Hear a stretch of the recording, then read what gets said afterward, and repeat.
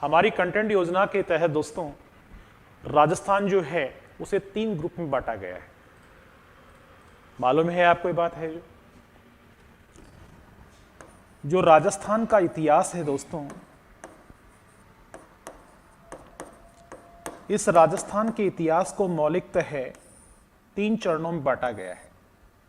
ऐसे वह 3 चरण कौन कौन से हैं? तो सबसे पहला चरण है दोस्तों जिसे अपन लोग प्राचीन राजस्थान कहते हैं। जो दूसरा चरण है इसे अपन लोग मध्यकालीन राजस्थान कहते हैं। और जो अगला चरण है दोस्तों इसे अपन लोग आधुनिक राजस्थान कहते हैं।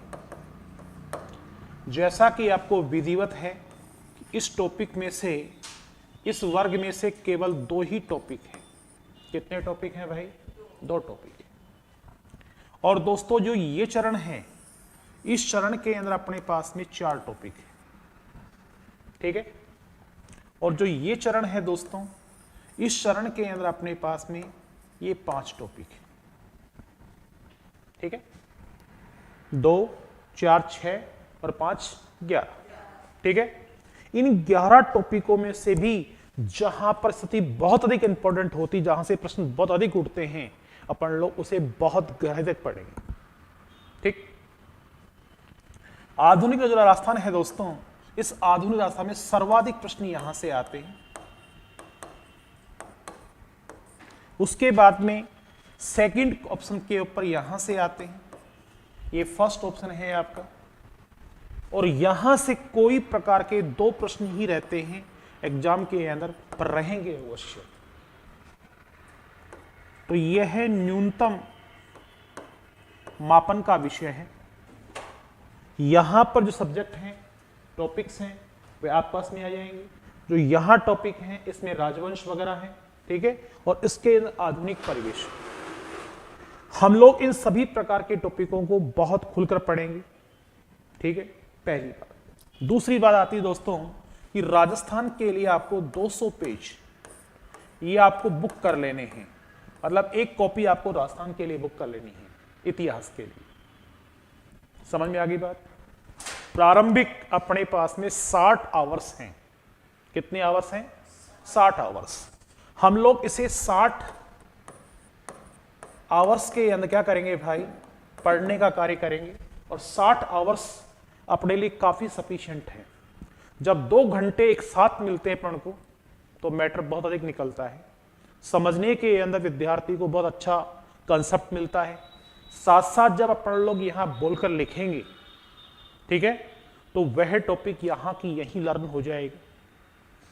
अपन लोग कुछ टॉपिक पढ़ते हैं, फिर लिखेंगे, फिर कुछ पढ़ेंगे, फिर कुछ लिखेंगे, फिर कुछ पढ़ेंगे, फिर कुछ लिखेंगे। इस प्रकार अपन लोग अपने 2 घंटे तो व्यवस्थित यूज लेने हैं।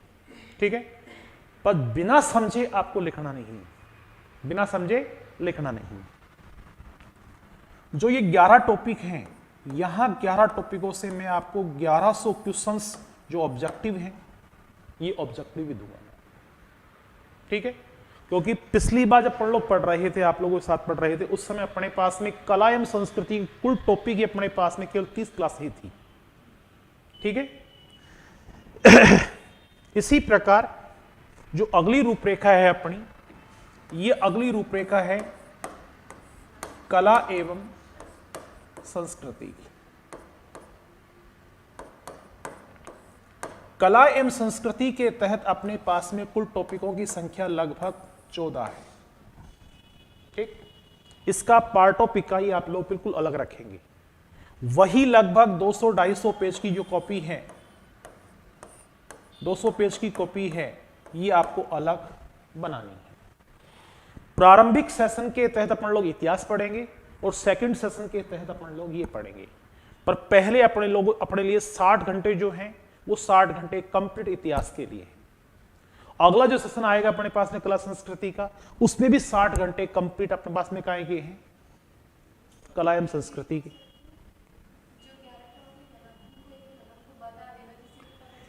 प्रत्येक प्रकार का टॉपिक आपके पास में आ रहा है। आधुनिक राजस्थान में 5 टॉपिक हैं, मध्यकालीन राजस्थान में 4 टॉपिक हैं, प्राचीन राजस्थान में 2 टॉपिक हैं, वो सभी टॉपिक आपके पास में कंसेप्ट की तरफ आते रहेंगे, कोई दिक्कत नहीं।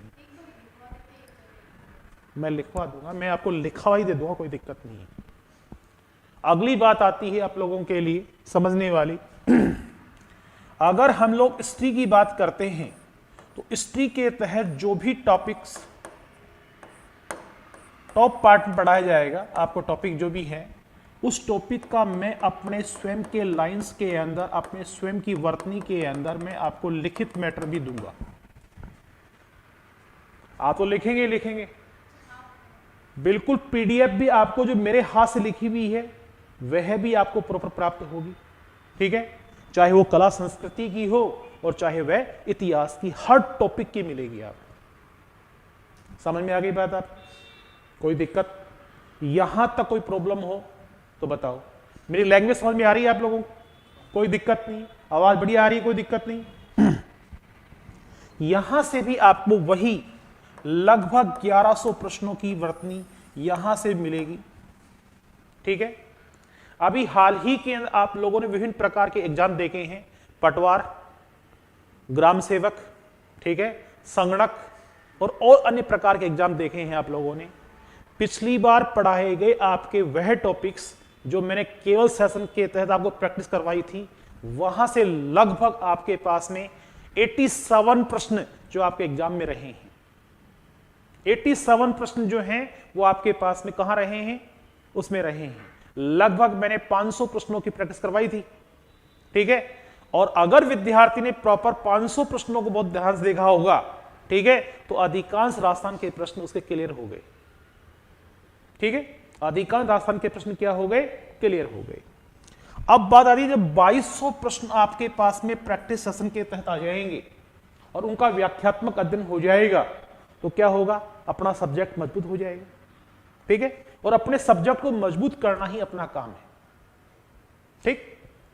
अब इस चीज को आप लोग इस प्रकार पढ़ेंगे बेटा कि आप लोग प्री भी देंगे और मेंस भी देंगे, और जहां जहां मेंस है, जहां जहां मेंस के टॉपिक्स आएंगे मैं आपको कंटेंट के तहत लिखा दूंगा कि इन टॉपिकों के ऊपर आप लोग काम करो, लिखने का काम करो। 20 शब्दों के अंदर, 50 शब्दों के अंदर, 80 शब्दों के अंदर, वह भी आपकी एक्सरसाइज साथ साथ चलती रहेगी। इससे क्या होगा? इससे यह होगा कि आप लोग बहुत बड़ी प्रकार से प्री और मेंस एक साथ तैयार कर लेंगे। समझ में आई बात? और छोटे मोटे एग्जाम्स हैं वो तो आपके आराम से निकल जाएंगे, कोई दिक्कत नहीं मेरे पार्ट से, ठीक है। कंटेंट मैं आपको लिखित भी दूंगा, क्लास में भी लिखाऊंगा, समझाऊंगा भी। बताओ यहां तक योजना समझ में आ गई? कोई दिक्कत? अब मुझे बताओ क्लास 12th पास कौन कौन विद्यार्थी हैं यहां पर? 12वीं पास? ऐसा कोई विद्यार्थी जो उसने बीए भी कर लिया? 1 2? अभी 12वीं पास है बेटा? बीटेक? थर्ड ईयर में है, लास्ट ईयर में है। क्या क्या सब्जेक्ट है आपके पास में? हिस्ट्री, ज्योग्राफी और इकोनॉमिक्स आपके सब्जेक्ट हैं आपके पास बेटा? आपके पास में? अच्छी बात। दोस्तों अब बात करते हैं अपन लोग अपने अगले पार्ट पर, अपने मूल सब्जेक्ट बात करते हैं, ठीक है। तो दोस्तों सबसे पहले अपन लोग अपने कॉपी के अंदर ये डाल लें आधुनिक राजस्थान। आधुनिक राजस्थान जो है इसके पाठ्यक्रम के अंदर, इसके पाठ्यक्रम के तहत जो टॉपिक है अपने पास में 1857 की क्रांति है, राजस्थान के संदर्भ में।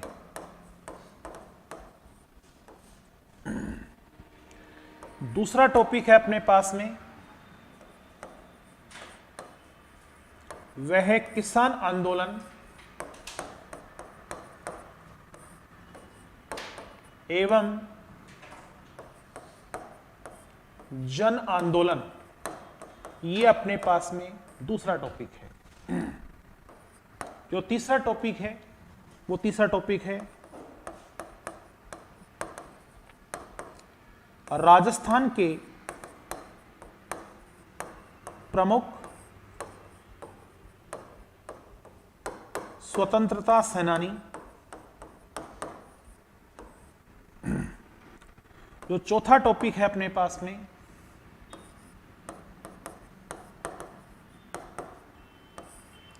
राजस्थान में प्रजामंडल आंदोलन।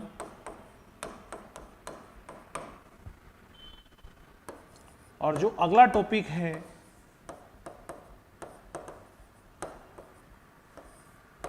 राजस्थान में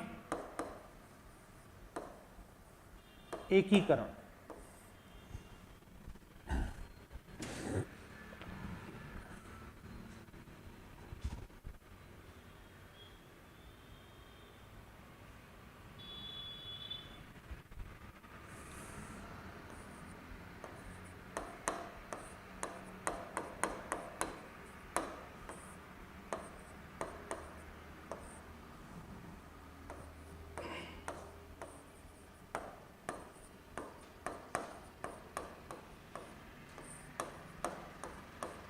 ये टॉपिक एडिशनल टॉपिक है। पत्र पत्रिकाएं, संघ समितियां।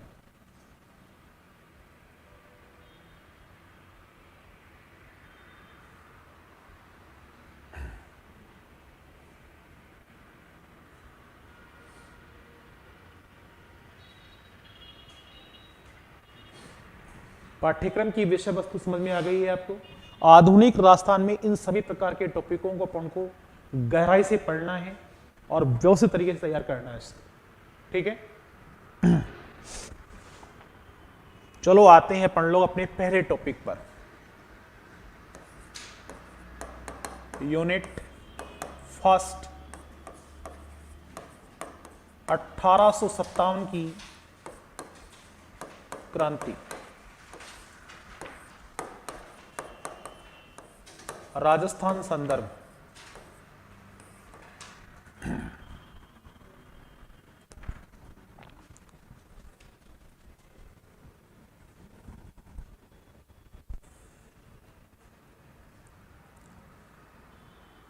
चलो शाम देखो एक बार आप लोग, पहले शाम देखो, 10 मिनट बिल्कुल शाम देखो, फिर अपन लोग वापस रिपीट करेंगे और रिपीट करने के बाद फिर लिखेंगे अपन लोग।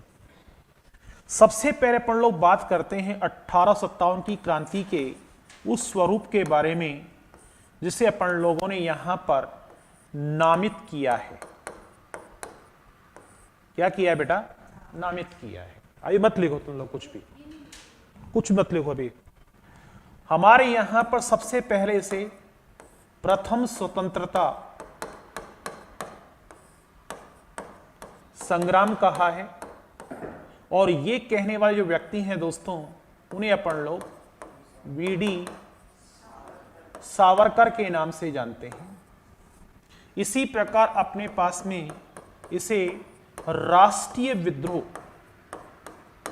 का जो दर्जा दिया है दोस्तों, यह देने वाले क्रमशः दो व्यक्ति थे।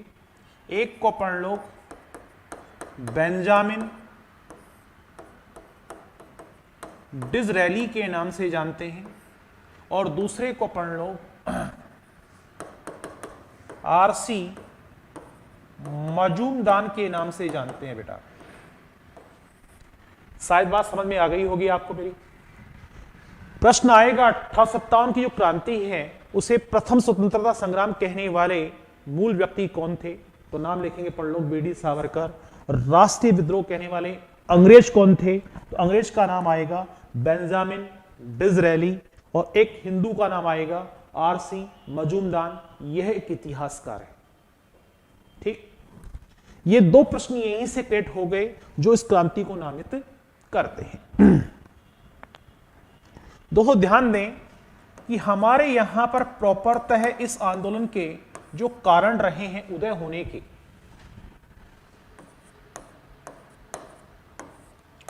उदय के जो कारण हैं, इन कारणों को मोटे तौर पर हम लोगों ने इस प्रकार से कैलकुलेट किया। तो सबसे पहला जो कारण आया दोस्तों, वह अपने पास में क्या आया? मराठा एवं पिंडारियों का आतंक, ये अपने पास में प्रथम कारण के तहत माना जाता है। दूसरा कारण क्या माना जा सकता है दोस्तों? दूसरा कारण है अपने पास में, इसे बोलते हैं अपन लोग गौत निषेध नीति। ये अपने पास में तीसरा महत्वपूर्ण कारण है, दूसरा महत्वपूर्ण कारण, सॉरी। इसे अपन लोग व्यपगत नीति भी कहते हैं। इसे अपन लोग हड़प नीति के नाम से भी जानते हैं। नाम चेंज होते ही हमारे प्रश्न की धारणाएं बदल जाती हैं, तो आपको मालूम होना चाहिए गोद निषेध नीति को व्यपगत नीति भी कहते हैं, हड़प नीति भी कहते हैं। अब अपने पास में जो तीसरा कारण आता है वह आता है चर्बीयुक्त कारतूस। चर्बीयुक्त कारतूस। अब चर्बीयुक्त कारतूस आता है अपन पास तीसरे कारण के रूप में, तो अपन लोग इनको एक बार एक्सप्लेन के रूप में देखते हैं। मराठा एवं पिंडारियों का आतंक जब अपने यहां बढ़ने लगा था, तो 18वीं शताब्दी के पहले जयपुर के महान शासक, इसे अपन लोग सवाई जयसिंह सेकंड कहते हैं, उस व्यक्ति के माध्यम से एक सम्मेलन बुलाया गया था। उसे अपन लोग हुडा सम्मेलन के नाम से जानते हैं।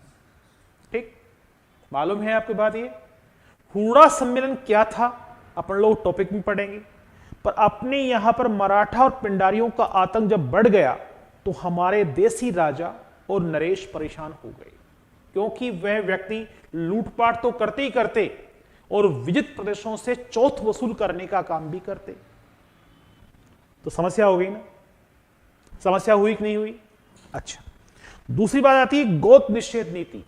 अपना प्रदेश है, ठीक, हम लोग अपने प्रदेश में कैसे भी रहें, जरूरी है कि हर व्यक्ति संतान प्राप्त करे ही।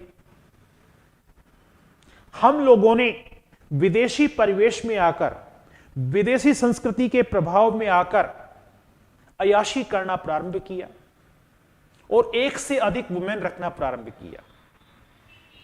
जो व्यक्ति एक से अधिक वुमेन रखेगा, अय्याशी करेगा, तो वह स्वयं की पत्नी को संतान नहीं दे पाएगा। इस चीज को परखने का काम, इस चीज को जानने का काम एक ऐसे व्यक्ति ने किया, इसे अपन लोग लाल डलहौजी कहते हैं। लाल डलहौजी के माध्यम से 1848 ईस्वी के अंदर गोद निषेध नीति लागू की गई, जिसके तहत कोई प्रकार का प्रशासक, सामंत, मंत्री और साहूकार वगैरह जो भी हैं, जो धन संपन्न थे, वह व्यक्ति प्रॉपरतः अपनी पत्नियों को संतान नहीं दे पाए, और उनके घर में इस अभाव को जब देखा गया तो मौलिकतः इस कैप्चर नीति के तहत उसने एक प्लान जारी किया गोद निषेध नीति का। इस गोद निषेध नीति के तहत किसी प्रकार के प्रशासक के यहां पर संतान नहीं है, उसकी रियासत के ऊपर अटैक कर दिया और उस रियासत को हड़प कर अंग्रेज सल्तनत का अंग बना लिया गया।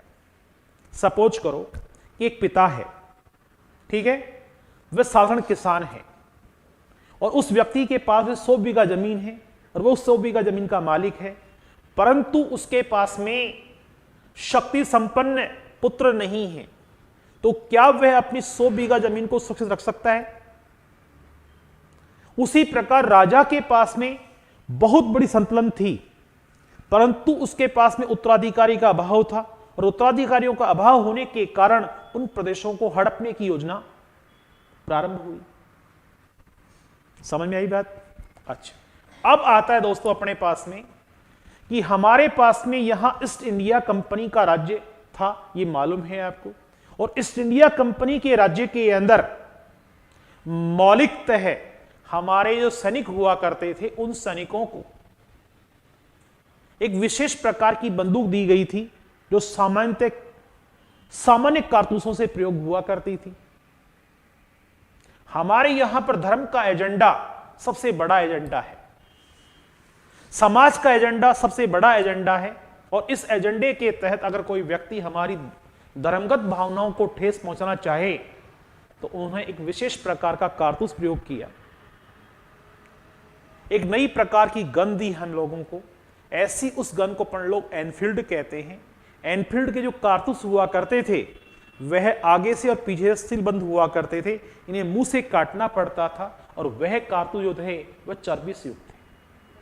जो हिंदू हैं वो सोचते थे कि यार इसमें एक जेल निकलती है, ये गाय की चर्बी है। मुसलमान समझा करते दोस्तों ये सूअर की चर्बी है। क्या ऐसे कारतूसों का प्रयोग होगा? हमारे सैनिकों ने उन कारतूसों का प्रयोग करने से इनकार कर दिया, तो ये भी कारण बन गया अपने पास। ठीक है, ये प्रॉपर 3 विशेष प्रकार के कारण राजस्थान के अंदर लोकप्रिय रहे। धर्मगत भावनाओं को ठेस लगने के कारण धार्मिक कारण हो गया, सामाजिक भावनाओं को ठेस लगने का सामाजिक कारण हो गया। ठीक है, चर्बित कारतूसों का प्रयोग करने से इनकार कौन करेगा? सैनिक वर्ग करेगा, अतः सैनिक कारण हो गए अपने पास में। अतः मूलतः अपने पास में इन 3 विशेष कारणों के कारण राजस्थान के अंदर क्रांति का क्या हुआ बेटा? उदय हुआ।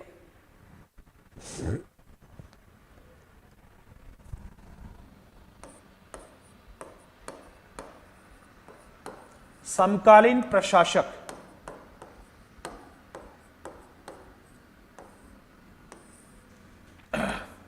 समकालीन प्रशासक अंग्रेज। तो सबसे पहला प्रशासक जो रहा दोस्तों अपने पास में, ऐसे उस व्यक्ति को पढ़ लो, लॉर्ड वेलेजली के नाम से जानते हैं।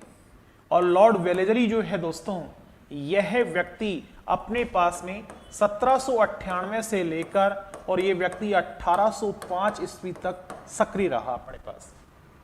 ये क्रांति के पहले की स्थिति है। इस व्यक्ति को इतिहास में अपन लोग सायक संधि का क्या कहते हैं भाई? जनक कहते हैं। सायक संधि का जनक कौन था? लॉर्ड वेलेजली था। ठीक, आज भी हमारे यहां देसी कहावत कही जाती, किसी व्यक्ति को अपना बनाना हो छंदम नीति के माध्यम से, तो हमें योजना रचनी होगी ना, रचनी पड़ेगी। आज भी गांव में कहा जाता है कि हाथ पकड़ने के बाद पूंछा पकड़ा और पूंछा पकड़ने के बाद पूरा खा गया। कहते हैं गांव में ये बात है, जो पहले अंगुली पकड़ी फिर पूंछा पकड़ा और उसके बाद सारा खा गया। तो यही नीति अपनाई किसने भाई? इस व्यक्ति ने। इस व्यक्ति ने सायक संधि का पैगाम हम लोगों को दिया। हम लोग कौन? देसी राजा।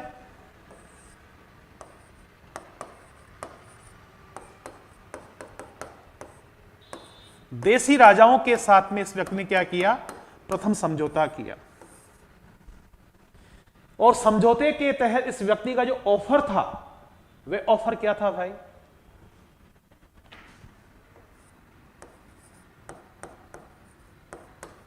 शक्ति किसकी भाई? सैनिक सहयोग। राजाओं के पास में जो सैनिक थे, वह सैनिक सामान्य हथियारों से संघर्ष किया करते थे। अंग्रेजों के पास में उन्नत हथियार थे, तो सैनिक सहयोग देने का वादा किया कि मैं आपको सैनिक सहयोग दूंगा। कौन कहता है बात? ये किस व्यक्ति को कहता है भाई ये बात? देसी राजाओं को कहता है। समस्या क्या थी उस समय हमारे पास में?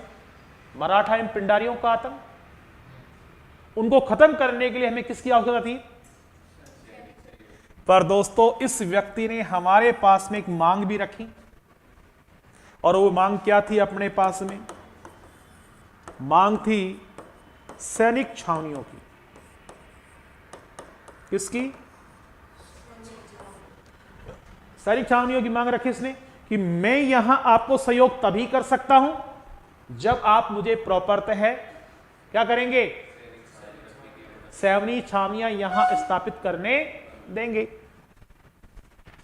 अब साहब इसके प्रस्ताव को, जो इसका प्रस्ताव है, इस प्रस्ताव को सबसे पहले अल्फाबेट के माध्यम से अलवर ने स्वीकार किया, और अलवर के जो महान शासक थे उन्हें अपन लोग बख्तियावर सिंह कहते हैं। क्या कहते हैं भाई? बख्तियावर सिंह कहते हैं। दोस्तों इसी प्रकार जो अगली रियासत है, ऐसी वह रियासत है, इसे अपन लोग भरतपुर कहते हैं। और भरतपुर के महान प्रशासक जो थे दोस्तों, उन्हें अपन लोग क्या कहते हैं भाई? रणजीत सिंह कहते हैं।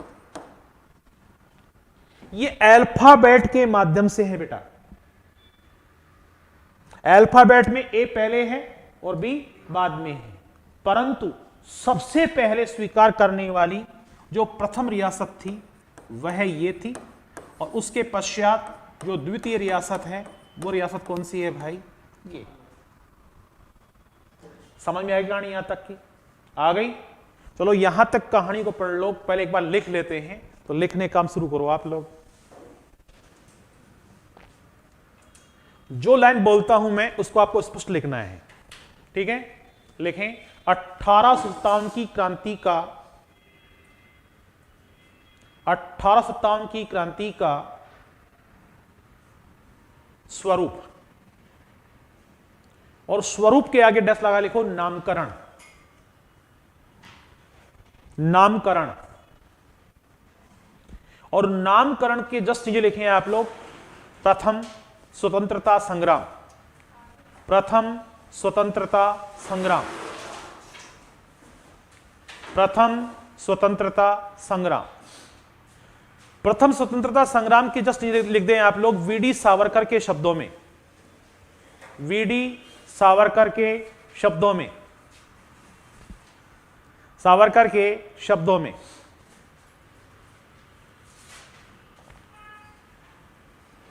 इसके जस्ट नीचे लिख दें आप लोग, सेकंड नंबर लगाकर लिखें राष्ट्रीय विद्रोह।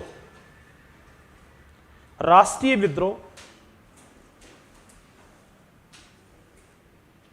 और राष्ट्रीय विद्रोह के जस्ट लिखें आप लोग नामित। नामित। Number 1 Benjamin Disraeli. Benjamin Disraeli. और नंबर 2 लगा के लिख दो आप लोग इसके जस्ट नीचे RC Majumdar. RC Majumdar. RC Majumdar. It's clear? नई पंक्ति में आ जाओ आप लोग और उसमें लिखो 1857 की क्रांति। 1857 की क्रांति के प्रमुख कारण। प्रमुख कारण नंबर 1, नंबर 1 पे लगाकर लिखो आप लोग मराठा एवं पिंडारियों का आतंक। मराठा एवं पिंडारियों का आतंक।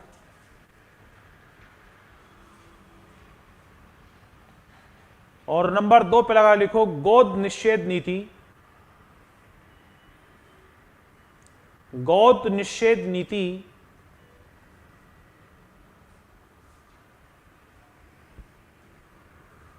और नंबर 3 पर लगा के लिखो चर्बीयुक्त कारतूस। चर्बीयुक्त कारतूस।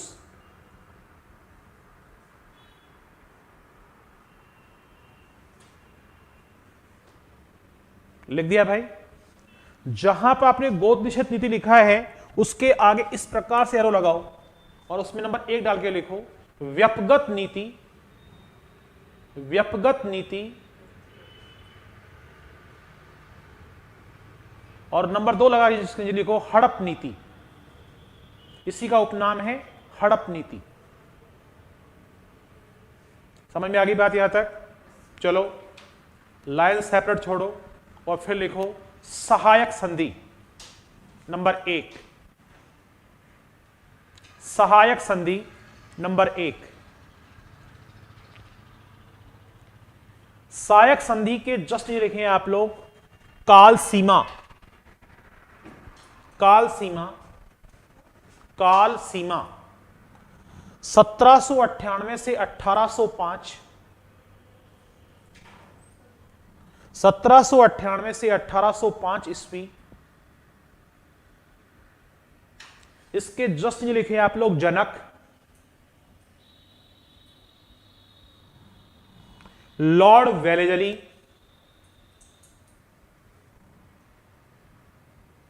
ब्रैकेट लगाओ उसके आगे और लिखो सहायक संधियों का जन्मदाता। सहायक संधियों का जन्मदाता।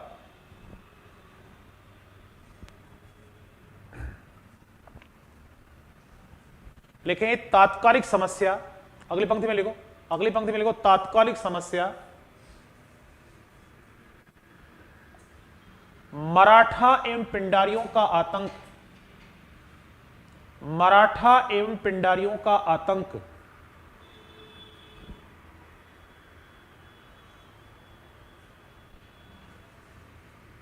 लिखें शिकार वर्ग,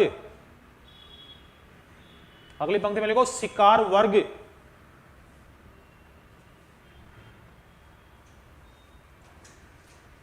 लिखें देसी राजा एवं सामंत वर्ग, देसी राजा एवं सामंत वर्ग। लिखें अंग्रेज दूत, अंग्रेज दूत का नाम है चार्ल्स मेटकॉफ, चार्ल्स मेटकॉफ। लिख दिया। लिखें प्रलोभन, अगली पंक्ति में लिखो प्रलोभन। लिखें सैनिक सहयोग का, सैनिक सहयोग का, ब्रैकेट लगाओ, देसी राजाओं को, देसी राजाओं को। फिर लिखें प्रमुख मांग, अगली पंक्ति में लिखना, अगली पंक्ति में प्रमुख मांग।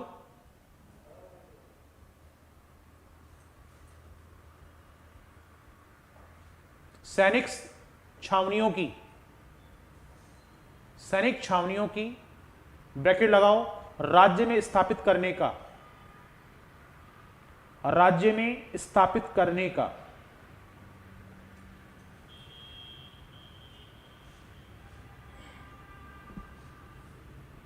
अगली पंक्ति में लिखो प्रस्ताव स्वीकार करना, प्रस्ताव स्वीकार करना।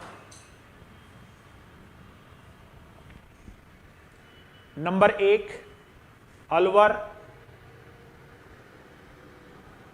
1803, शासक बख्तियावर सिंह, शासक बख्तियावर सिंह। सेकंड में लिखें आप लोग 1803 भरतपुर, 1803 भरतपुर रणजीत सिंह, 1803 भरतपुर रणजीत सिंह द्वारा। हाँ 1803 रणजीत सिंह। नोट लगाओ,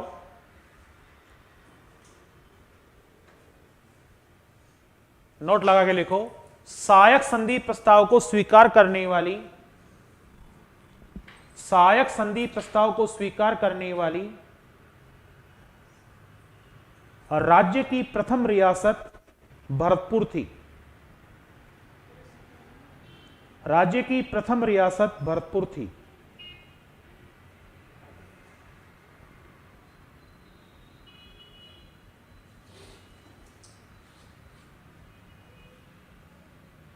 सेपरेट लाइन छोड़ दो और लिखो प्रमुख सैनिक छावनियां, प्रमुख सैनिक छावनियां, प्रमुख सैनिक छावनियां।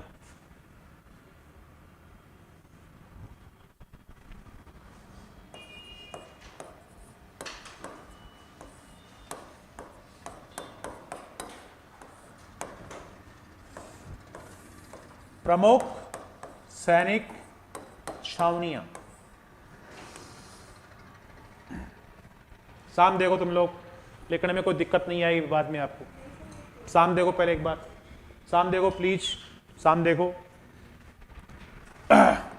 दोस्तों यह छावनियां हैं न, नी, ए, दे, खे और ये बा।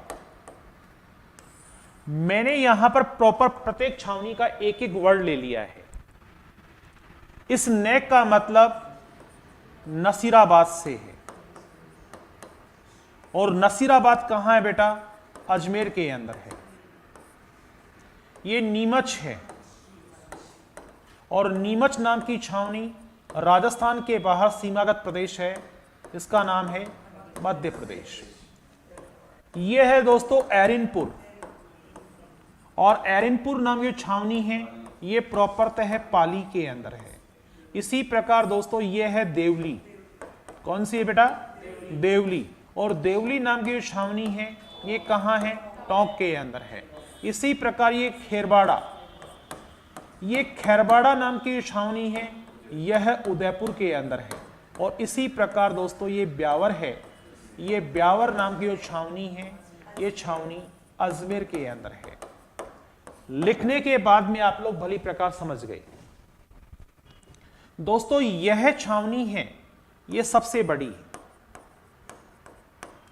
सबसे बड़ी सैनिक छावनी है और यहां पर लगभग 5000 सैनिक थे। ठीक, और ये 5000 सैनिक जो थे दोस्तों ये 2 बटालियन बटे हुए थे। एक को अपन लोग 15वीं बटालियन कहते हैं और एक को अपन लोग 30वीं बटालियन कहते हैं। समझ में आ गई बात। ये देवली जो है ये सबसे छोटी छावनी थी दोस्तों, सबसे छोटी। यहां पर केवल 500 सैनिकों का समूह था। ठीक है, ये छावनी जो है दोस्तों ये भीलों की है और दोस्तों ये मीणों की छावनी है। समझ में आ गई मेरी बात आपको यहां तक? कोई दिक्कत यहां तक, किसी प्रकार की प्रॉब्लम? हमारे पास में छावनियों की संख्या प्रॉपरतः अंग्रेजों के माध्यम से 6 बनाई गई थी। ठीक है, परंतु भाग लेने वाली जो छावनियां हैं 1, 2, 3 और ये 4 हैं। ये भी अपना प्रश्न क्लियर हो गया, क्लियर हो गई बात। इन दोनों छावनियों ने भाग क्यों नहीं लिया? इन लोगों के पास में प्रॉपरतः भाषा का असंतुलन था, सही तरीके से बोल नहीं पाते थे ये लोग।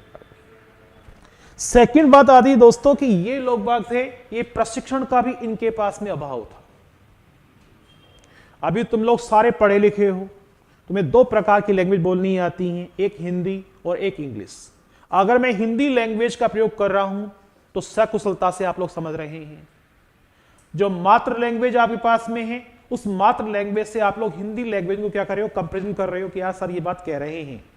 ठीक है, अगर मैं यहां पर अंग्रेजी बोलता तो आप लोग अंग्रेजी समझ लेते, परंतु अगर मैं यहां पर तमिलनाडु तमिल भाषा बोलता तो शायद आप लोग क्षेत्रीय लोग नहीं समझ पाते। ठीक है, तो इन लोगों के पास में भाषागत असंतुलन था। आज भी देहात प्रदेश में रहने वाले जो लोग बाग हैं उन्हें सही तरीके से कपड़े पहने नहीं आते। आते हैं क्या? पहनते तो हैं वो, पर सही तरीके से कपड़े पहनने नहीं आते उनके। और एक व्यक्ति जो वहां से निकलकर सभ्य लोगों के बीच में आ गया तो वो व्यक्ति किसी प्रकार के परिधान को इतना तरीके से पहनेगा कि मजा आ जाएगा, यार जेंटलमैन। आएगा कि नहीं आएगा? ऐसे ही हमारे यहां पर कई लोग बाग इस मोबाइल फोन को क्या करते हैं, बड़े सिस्टम पकड़ रही हूं। कई लोग बाग इसके ऑपरेट पॉइंट को क्या कर लेते हैं, ऑपरेट कर लेते हैं और यहां बात कर लेते हैं, कर लेते हैं बात। ये सारे कान के पास ले जाएंगे तो कान खराब हो जाएगा। ठीक है, परंतु तुम लोग को देखो, इसी चीज को देखो तुम लोग, हमारे वह व्यक्ति जो ग्रामीण परिवेश में है वह मिलाते तुरंत यूं लगा लेंगे, घंटी जाएगी ना उस घंटी की ध्वनि सुनते रहेंगे यहां पर ही, जबकि उनको मालूम है कि इसमें स्पीकर भी है। ठीक है, कई लोग ऐसे भी जो बहुत शातिर होते हैं, बुद्धिमान होते हैं, वो लोग क्या करते हैं, प्रत्येक कॉल को रिकॉर्ड भी कर लेते हैं। ये क्या है? ये प्रशिक्षण है। और प्रशिक्षण यदि किसी व्यक्ति को मिलता है तो वह अपना काम बहुत अच्छी तरह करता है। तो अपने पास में क्या आया, 2 छावनियों ने 1857 क्रांति में भाग नहीं लिया। कौन कौन सी? खैरबाड़ा और ब्यावर ने। कारण क्या था? इनका प्रशिक्षण का अभाव था और भाषागत असंतुलन था। समझ में आ गई बात मेरी? फटाक लिख लो, इसको बोल रहा हूं मैं। प्रमुख सैनिक छावनियां, प्रमुख सैनिक छावनियां लिखो और लिखने के बाद में नै नी ए देखेबा, इसको एक साथ लिख दो, इसके आगे लिख दो नै नी ए देखेबा, नै नी ए देखेबा। इन सबको अराउंड कर दो, ऐसे गोले लगा दो इनके ऊपर, ऐसे यूं गोले लगा दो, सबके ऊपर यूं गोले लगा दो आप लोग। अब आप लोग इनको डिफाइन जब करोगे ना तो इस प्रकार लाइन डाल लेना और फिर लिखना ने नसीराबाद। शाबाश, ने नसीराबाद। इसके जस्ट सामने लिख दो आप लोग अजमेर। नसीराबाद के आगे लिखो अजमेर में। नीमच मध्य प्रदेश में, नीमच मध्य प्रदेश में। एरनपुर पाली में, एरनपुर पाली में। देवली टोंक में। खैरबाड़ा उदयपुर में।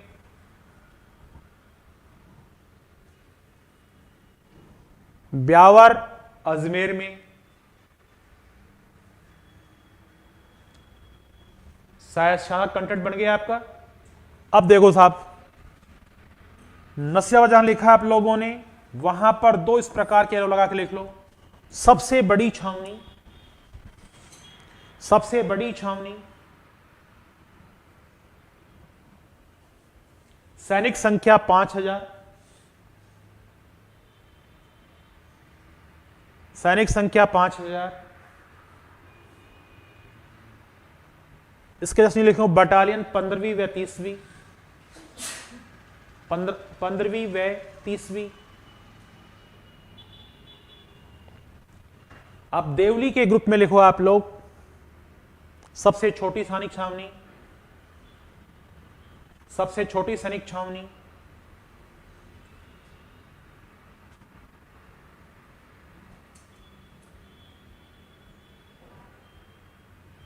सैनिक संख्या 500।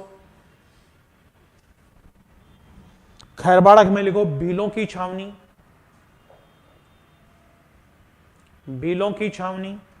और इसमें लिखो मेर मीणों की छावनी, मेर मीणों की छावनी।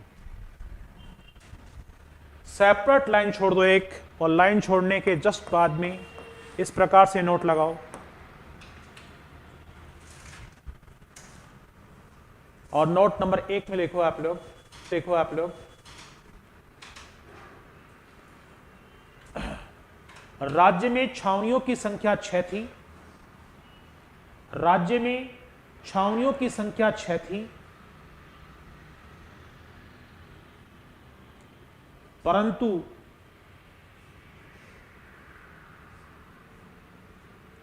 चार ने ही क्रांति में भाग लिया था।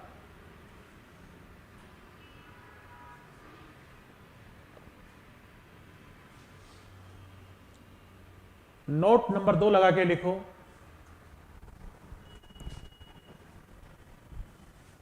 खैरबाड़ा एवं ब्यावर, खैरबाड़ा एवं ब्यावर छावनियों ने क्रांति में भाग नहीं लिया,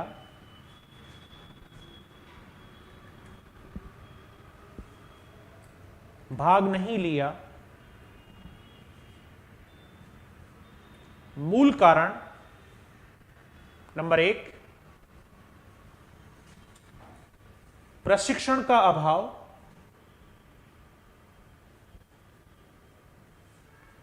भाषा का असंतुलित स्वरूप, भाषा का असंतुलित स्वरूप।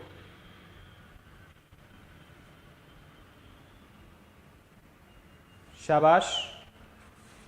अब देखो बेटा, कोई चीज जानते ना पढ़ लोग, तो वहां लिखते, नीचे लिखते हैं ज्ञातव्य रहे, ज्ञातव्य रहे, ऐसा करके लिख के आओ, ज्ञातव्य रहे, ऐसी हेडिंग बनाओ थोड़ी सी नीचे, ज्ञातव्य रहे। और यहां लिखो आप लोग, सहायक संधि को मूलतः मैत्रीय संधि कहा जाता है, मूलतः मैत्रीय संधि कहा जाता है।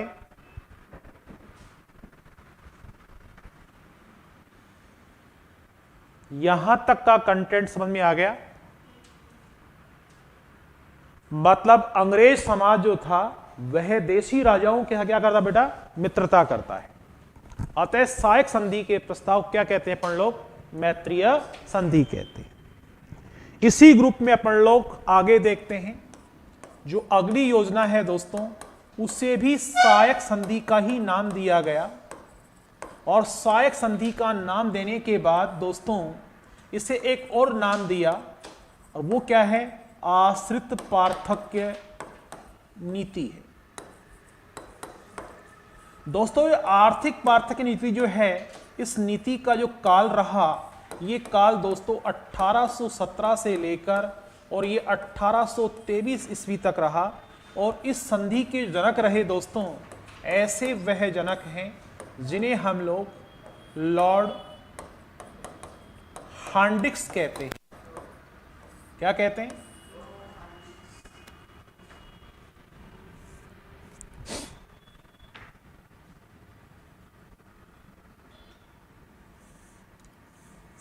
लॉर्ड हेस्टिंग्स कहते हैं बेटा अपन लोग इसको।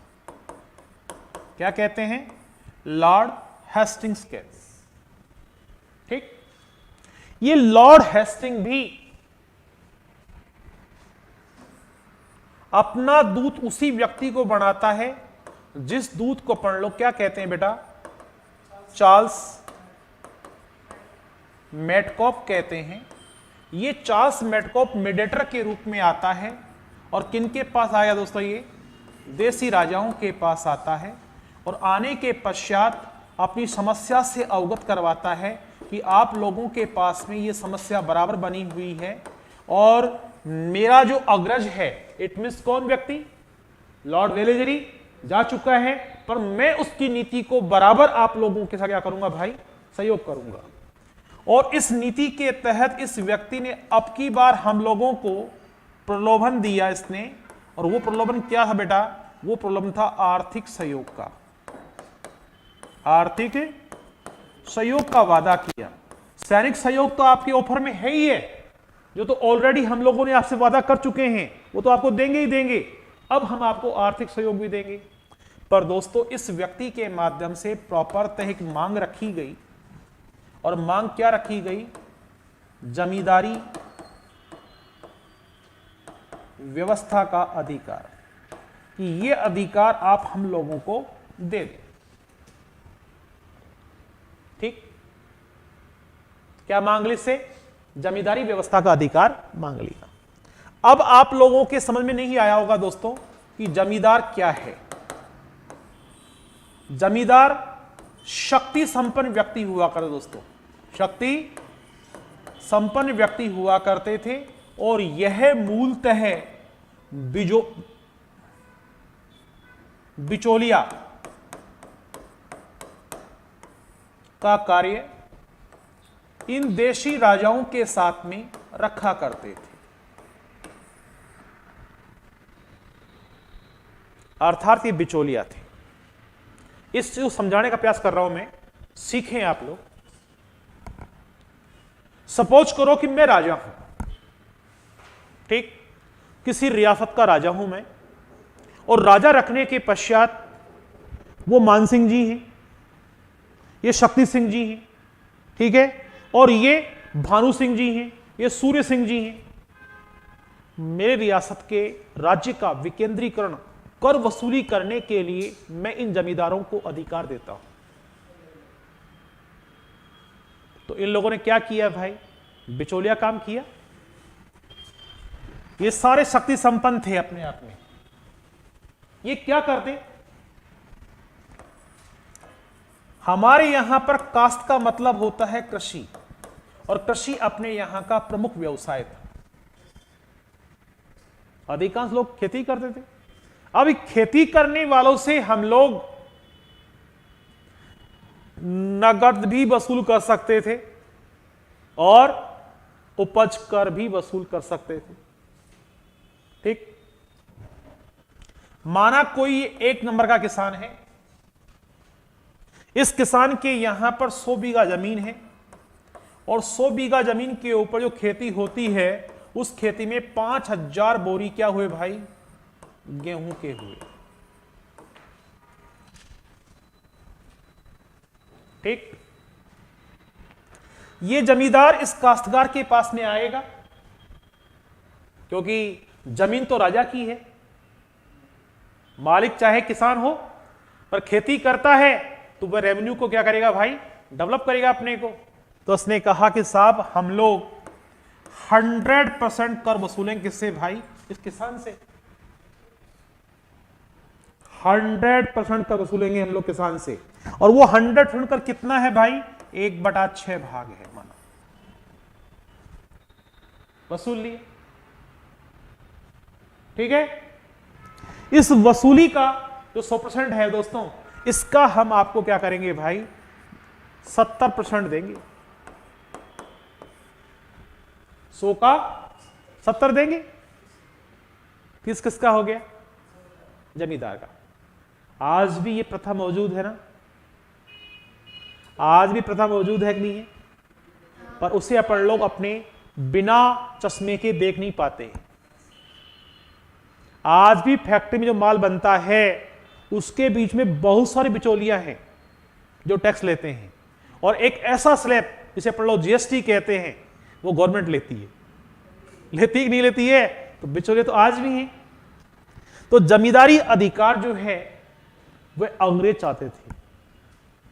अंग्रेजों ने क्या किया भाई, इस डील को खत्म करने की योजना में क्या किया कि कर तो हम भी 100 वसूलेंगे, 90% आपको देंगे और 10% हमारा होगा, और 10% में भी हम आपको क्या कर देंगे भाई, आर्थिक सहयोग और दे देंगे। यह समझौता किया उन्होंने सहायक आश्रित पार्थक्य संधि के तहत। ठीक, समझ में आ गई क्या बात, समझ में आई बेटा, समझ में आ गई। हम लोगों ने जमींदारी अधिकार अब अंग्रेजों को देने की योजना बना दी। हम लोग जमींदार से कोई काम नहीं करवाएंगे, अब काम कौन करेगा, अंग्रेज करेगा। अगर किसान कर चुका पाने में असक्षम है तो उसे कोड़ों से पीटना प्रारंभ किया, जुल्म करना प्रारंभ किया। क्यों, क्योंकि वो तो अपने यहां थे ही नहीं ना। जमींदार के आगे तो अपन लोग हाथ जोड़ लें, कोई दिक्कत नहीं है, क्योंकि वो अपने प्रदेश का रहने वाला है। धीरे धीरे क्या हुआ दोस्तों, यह गतिविधि एक ऐसे दमनकारी प्रभाव के अंदर समाज के ऊपर आ गई, क्योंकि अंग्रेज छोड़ने वाले थे क्या कर। अगर 10% देंगे अपन को भी खुद रखेंगे और 10% में आर्थिक सहयोग दे रहे हैं तो बलप्रभु वसूलेंगे नहीं। अब साहब हुआ क्या, हुआ ये बेटा कि सबसे पहले अपने यहां पर करौली जो रियासत है, इस रियासत ने 1817 के अंदर जिस शासक ने इस पक्ष पर अपने हस्ताक्षर किए उस व्यक्ति को अपन लोग हरबख्शपाल सिंह कहते हैं। ठीक, समझ में आ गई बात। यहां मैं 3 ही कंटेंट का लिखूंगा, बाकी मैं आपको बोल के लिखवा दूंगा। हमारे यहां पर जोधपुर नाम की रियासत है बेटा, इसने भी इस प्रस्ताव पर साइन किए 1818 ईस्वी के अंदर, और यहां के जो शासक थे उन्हें अपन लोग महाराज मानसिंह सेकंड कहते। ठीक, इसने इस प्रस्ताव को प्रारंभिक समय में क्या कर लिया, स्वीकार कर लिया, और बाद में क्या कर दिया भाई इसने कि मैं इस प्रस्ताव को इनकार करता हूं। तो अपने पास प्रश्न आ गया कि ऐसी वह राजस्थान की राजपूताना की कौन सी रियासत इसने ईस्ट इंडिया कंपनी के साथ में प्रस्ताव को स्वीकार तो किया और बाद में इनकार कर दिया। कब, 1800 में। शासक कौन था भाई, ठीक, जब अपन लोग महाराज मानसिंह सेकंड पढ़ेंगे, कब, राजपूत कालीन पीरियड में, मध्यकालीन भारत में, राजस्थान के अंदर। तो दोस्तों यह व्यक्ति अपने काल में ही सन्यासी राजा बन गया दोस्तों। इस व्यक्ति के माध्यम से जिस पंथ को स्वीकार कर लिया गया, ऐसा वह पंथ है जिसे अपन लोग नाथ संप्रदाय कहते हैं, और नाथ संप्रदाय को मानने के कारण इससे माननाथी नाम पड़ गया इसका। और माननाथी संप्रदाय के जो गुरु हुए दोस्तों, उन्हें अपन लोग गुरु आयसनाथ के नाम से जानते हैं, और जब ये टॉपिक आएगा तो अपन लोग वहां पर विस्तार से बात करेंगे। समझ में आई बात? अब साहब सबसे अंतिम समय के अंदर 1823 के अंदर जिस रियासत ने स्वीकार किया उस रियासत का नाम सिरोही है, और यहां के जो शासक थे बेटा, ऐसे उस महान शासक को अपन लोग महाराज शिव सिंह कहते हैं। अंतिम रियासत हो गई। तो अपने पास में आज तक केवल 3 ही कंटेंटों के ऊपर प्रश्न पूछे गए हैं। सबसे पहले किसने, शासक कौन था? हरबख्शपाल सिंह। प्रस्ताव अस्वीकार करने वाली जोधपुर, और सबसे अंतिम में कौन सी? सिरोही। ठीक। अपने पास में एक बार एक एग्जाम प्रश्न आया कि एक ग्रुप में सबसे पहले किसने स्वीकार की, तो पहली है करौली, दूसरी है कोटा, और तीसरी कौन सी है? टोंक। ठीक है, ये सभी आ जाएंगे आपके पास में भी। कौन कौन सी? पहली कौन सी है? करौली, दूसरी कौन सी है? कोटा, तीसरी कौन सी है? टोंक। शासक कौन कौन थे? तो अपन लोग लिस्टेड कर लेते हैं उनको। लिखो, सहायक आश्रित पार्थक्य संधि, सहायक आश्रित पार्थक्य संधि,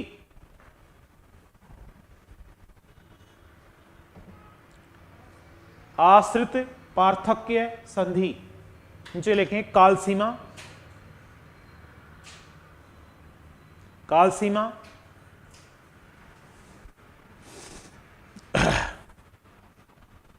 लिखें 1817 से लेकर 1823 ईस्वी। लिखें जनक लॉर्ड हेस्टिंग, लॉर्ड हेस्टिंग्स।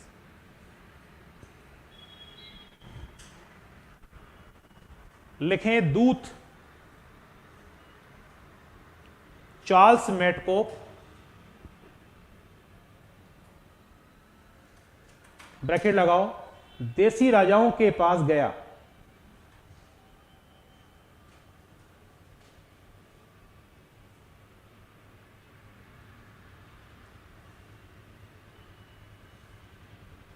अगली पंक्ति में लिखो, प्रमुख समस्या मराठा एवं पिंडारियों का आतंक, मराठा एवं पिंडारियों का आतंक,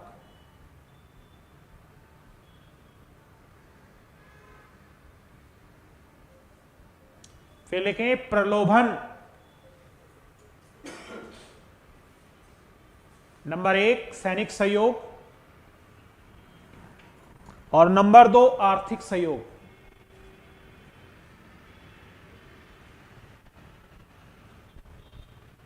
फिर लिखें मांग,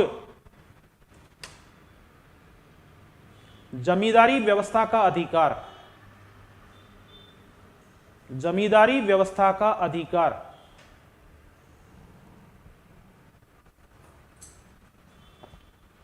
फिर लिखें प्रस्ताव स्वीकार करने वाली रियासतें,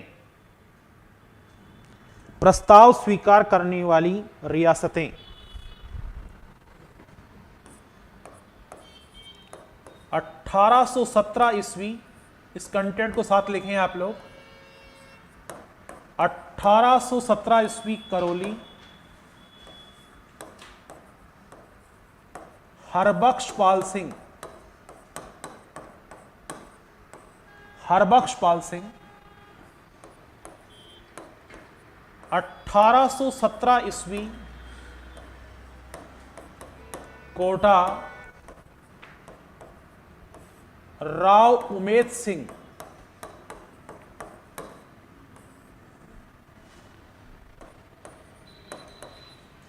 1817 टोंक, नवाब आमिर खां।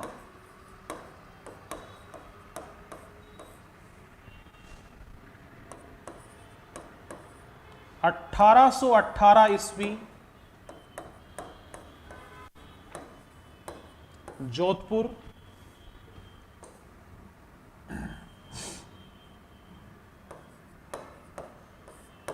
महाराज मानसिंह सेकंड।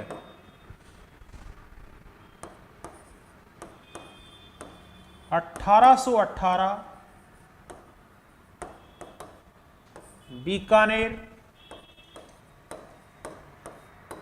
महाराज सरदार सिंह।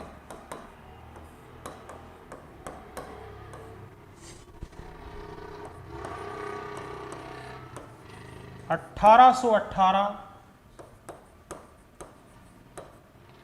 जयपुर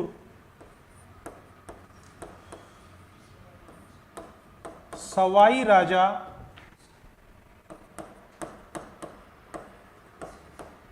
जगत सिंह सेकंड।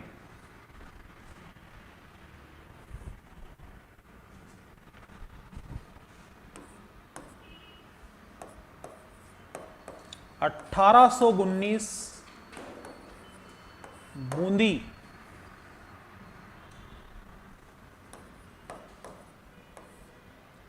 राव उमेद सिंह।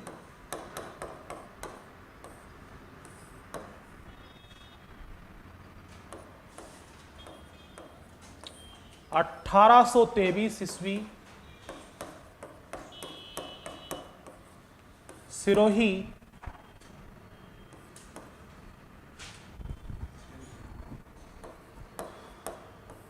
महाराज शिव सिंह। महाराज शिव सिंह।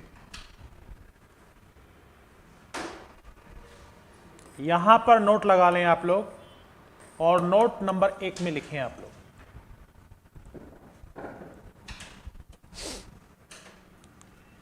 जोधपुर शासक महाराज मानसिंह सेकंड ने जोधपुर शासक महाराज मानसिंह सेकंड ने ईस्ट इंडिया कंपनी के साथ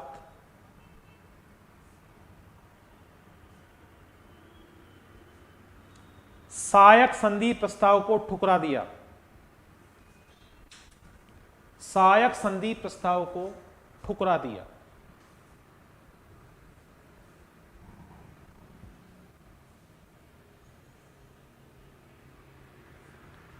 अगली पंक्ति में 2 नंबर लगा के लिखो। प्रथम प्रकरण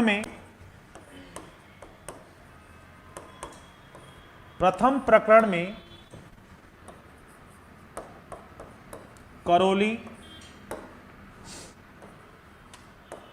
कोटा, टोंक,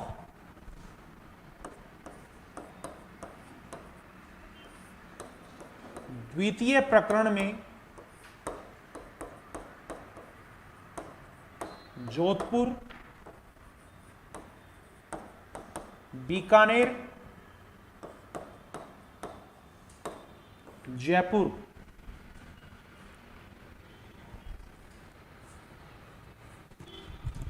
और यहीं लिख लो आप लोग, अंतिम प्रकरण में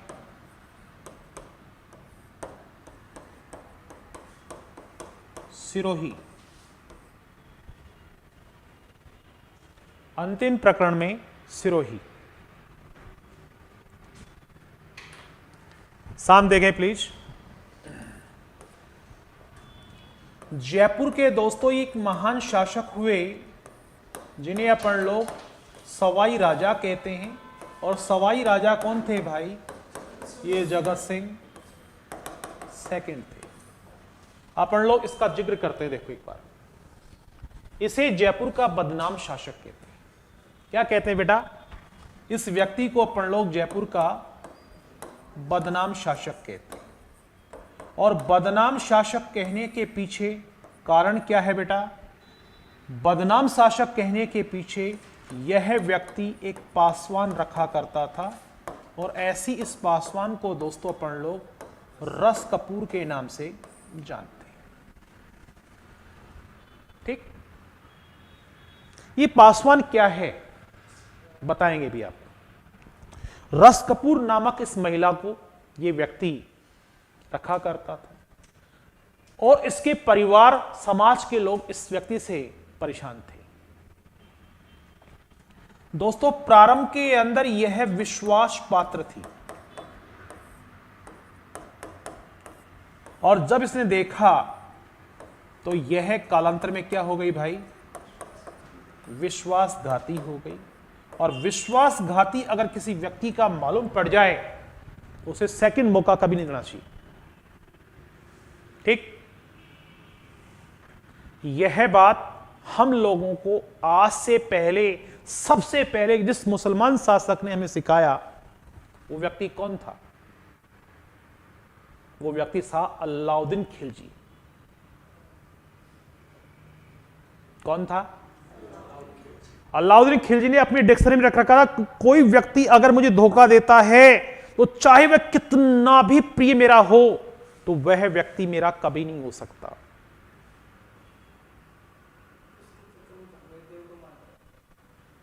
इसको मारा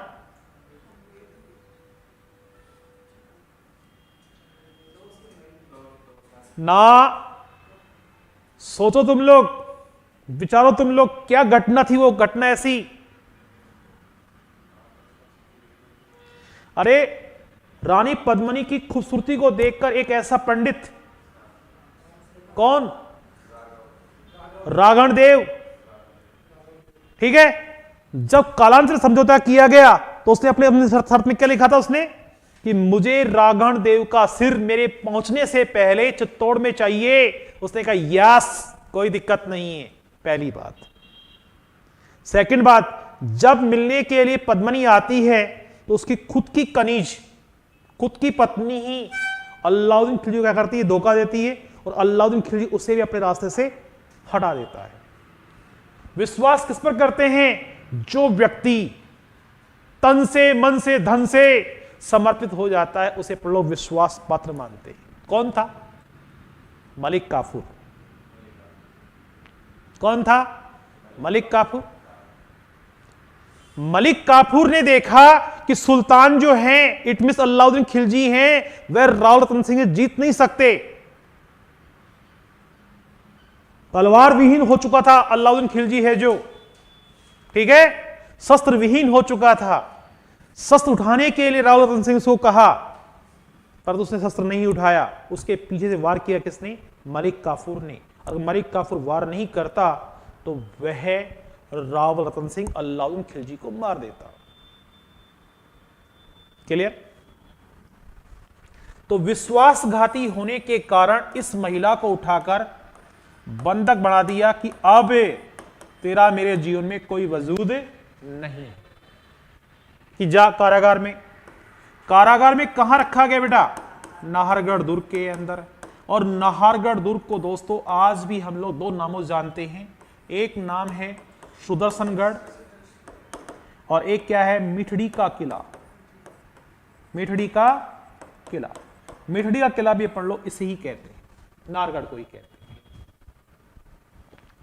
नाहरगढ़ मंदिर के अंदर, नाहरगढ़ दुर्ग के अंदर भी गोविंद देव जी मंदिर की भांति एक मंदिर था, कि मैं अगर तुम्हें कहूं कि बेटा तुम लोग इस आरएस एग्जाम को पास करने के लिए रोजाना क्या किया, पर तुम लोग सरस्वती माता का एक मंत्र जपा करो, ठीक? तुम्हारे में से कोई जपेगा ना? क्यों? कि मंत्र जपने से अगर पास होने लगे, ठीक है, तो आज से पहले कई आरएस बन जाते। बढ़ते नहीं बढ़ते? आओ। परंतु किसी व्यक्ति को विश्वास था कि नहीं, मंत्र जपना चाहिए मुझे, तो व्यक्ति आरएस बन गया। नाहरगढ़ दुर्ग में जब कष्ट आए इसके ऊपर, तो दोस्तों इसने क्या किया भाई? नारायण को आराधा, इट मींस भगवान विष्णु की पूजा की इसने। कहां पर?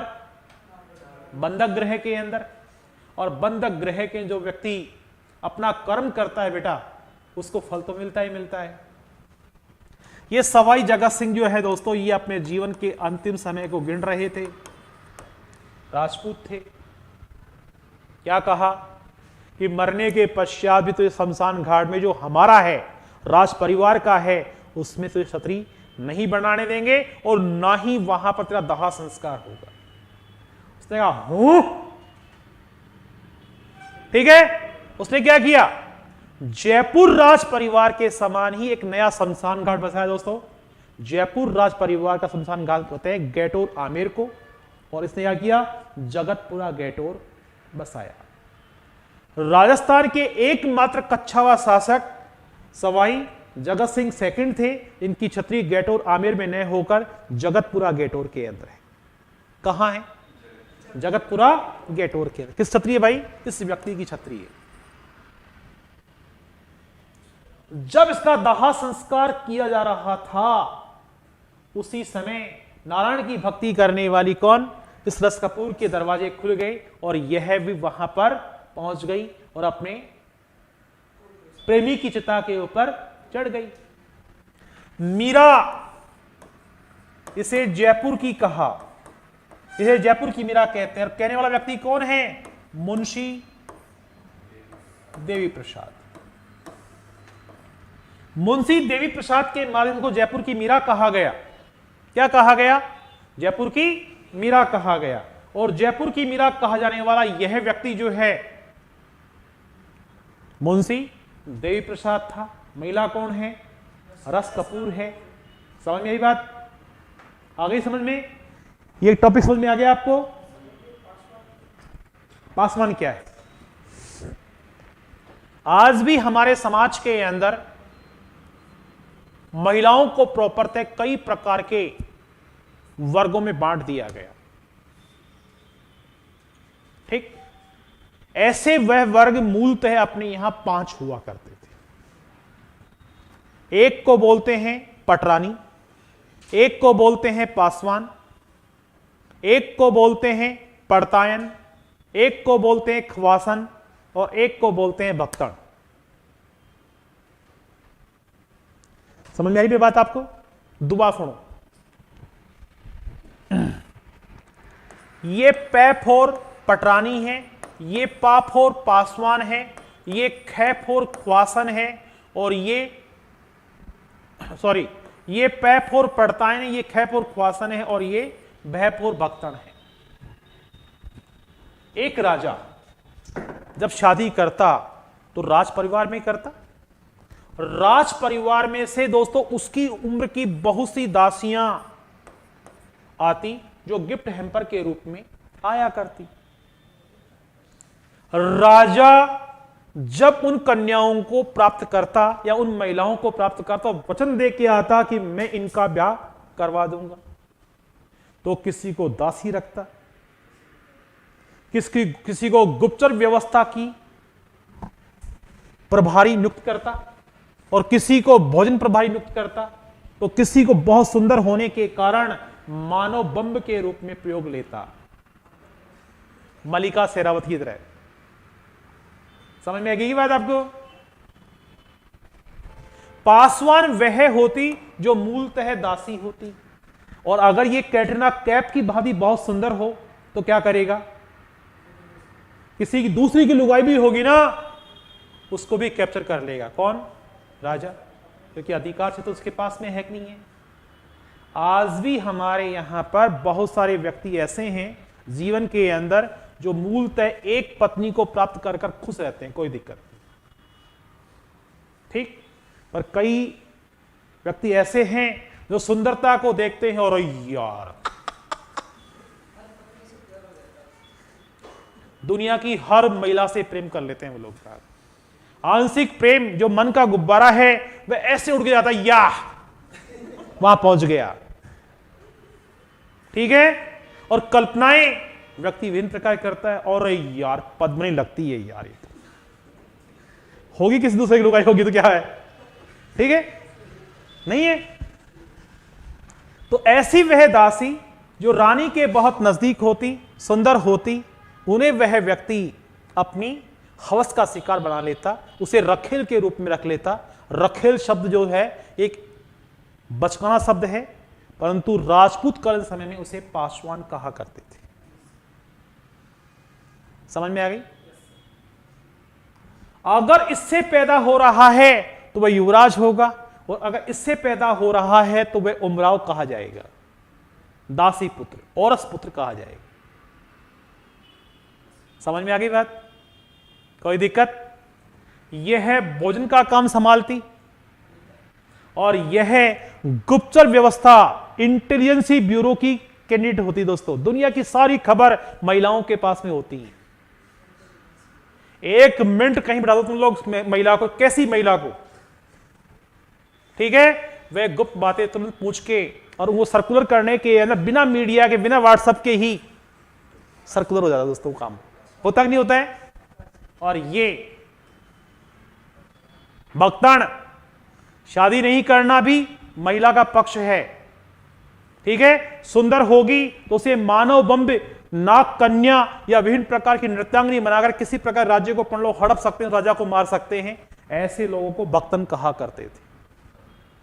समझ में आई? महिला के 5 वर्ग हो गए: पैफोर, पटरानी, पाफोर, पासवान, खैफोर, ख्वासन, पैफोर, पड़तायन और भैफोर, भक्तन। ठीक, महिला के विभिन्न प्रकार ग्रुप हैं। क्लियर हो गई बात? आजकल ये सारी वैरायटी एक में पाई जाती है दोस्तों, नहीं?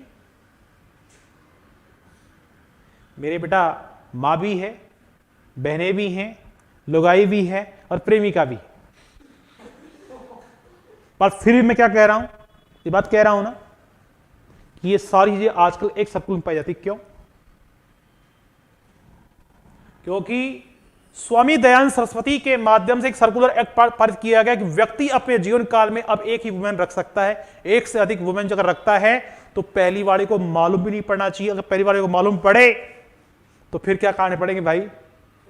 आते ही झाड़ू और जूते तब खाने पड़ेंगे। इसलिए वो व्यक्ति क्या करता है? हाँ, समझ में आएगी बात आपको? तो दोस्तों, हमारे यहां ऐसे महिलाओं के ग्रुप हुआ करते थे। ये समझ में आ गई बात आपको? एक कन्नड़ समझ में आ गया क्या? फटाक तुम लिख दो उसको, तुम लोग देखें, लिखें आप लोग। सवाई राजा जगत सिंह सेकंड,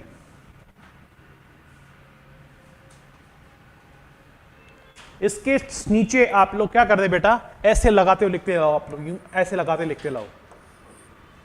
बदनाम शासक, बदनाम शासक जयपुर का,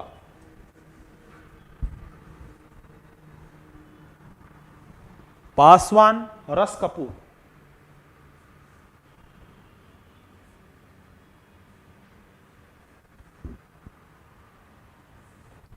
लिखें।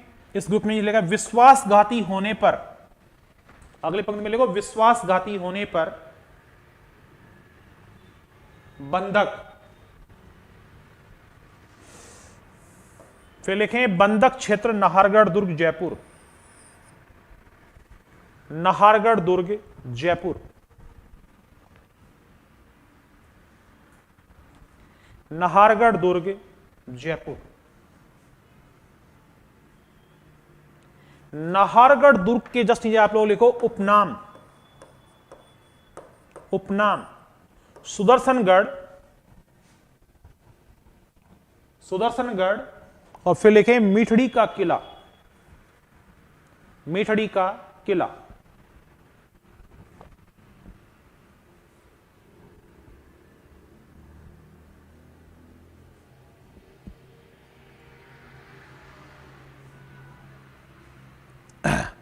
फिर लिखें विशेष रस कपूर को, रस कपूर को जयपुर की मीरा,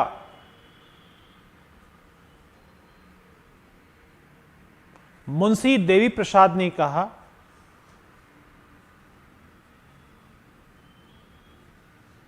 मुंशी देवी प्रसाद ने कहा। अगली पंक्ति में लिखें आप लोग सवाई राजा जगत सिंह की छत्री, सवाई राजा जगत सिंह की छत्री, जगत सिंह की छत्री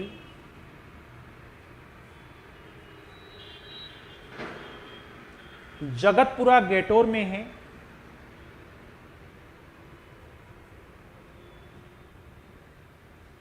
नोट लगा के लिखो, जयपुर के राजाओं का शाही शमशान घाट, जयपुर के राजाओं का शाही शमशान घाट, जयपुर के राजाओं का शाही शमशान घाट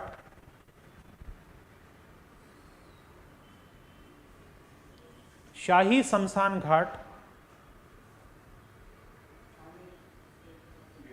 गेटोर आमेर रहा है।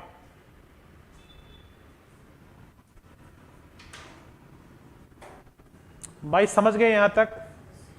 पहला कारण क्या था दोस्तों क्रांति खड़े होने का? मराठा एवं पिंडारियों का कारण था। दूसरा कारण क्या था? गोद निषेध नीति थी। समझ में आ रही है बात आपको? तो देखो आप लोग गोद निषेध नीति को देखो, यहां पर सामने देखें आप लोग, ये तीसरी योजना है।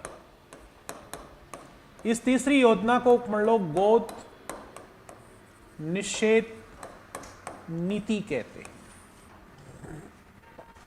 इस गोद निषेध नीति का जो ड्यूरेशन है बेटा, ये 1848 से लेकर और 1862 ईस्वी तक था।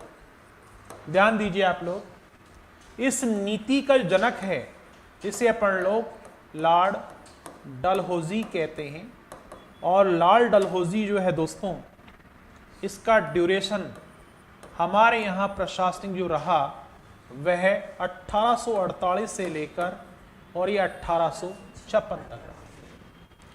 इसी गोद निषेध नीति को अपन लोगों ने भी नाम दिया था व्यपगत नीति, और दोस्तों इसे क्या कहते हैं अपन लोग?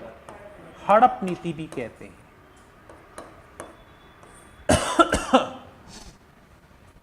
इसके बाद में इस प्रोग्राम को कंटिन्यू रखा एक ऐसे व्यक्ति ने, जिसे अपन लोग लॉर्ड कैनिंग कहते हैं, और इस व्यक्ति का जो प्रशासनिक काल है बेटा, ये 2 चरणों में रहा। एक 1856 से लेकर एक 1858 तक, और एक 1858 से लेकर और एक 1862।